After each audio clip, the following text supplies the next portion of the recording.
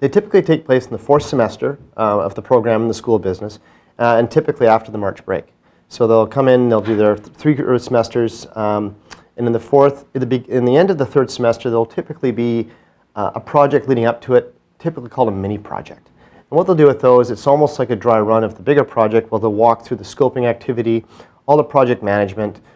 do the execution phase, and then also be critiqued at the end to see how they did. They'll then figure out what they want to do as a type of project,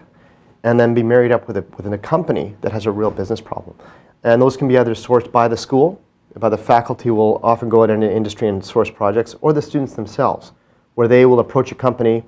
and identify a need with that company that has to be done. Then in the sort of the January to March timeframe, they'll start to have the conversations with those companies, start to scope out what they might be doing.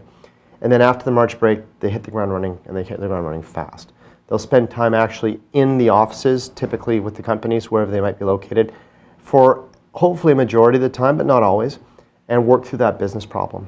And as they're working through it, there's periodic checkpoints with faculty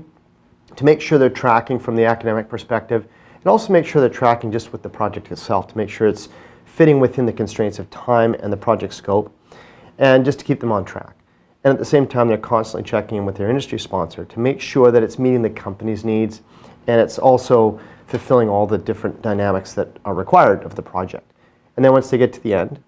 there will be that final capstone piece where they'll actually make a presentation to the company. And that could be very intimate, where it might just be with the sponsor and the industry sponsor, faculty, and the students, or it could be larger. There could be literally a room full of people that they're presenting to in the company, which could be a bit unnerving, but at the end of the day, it's really a great part of the experience, so they get to show what they've done in that case. And then ultimately, is there a letter grade assigned, because it really is a capstone piece of every business program in the school here, so it means that they get a chance to really sink their teeth into it, but it very much matters from an academic perspective as well.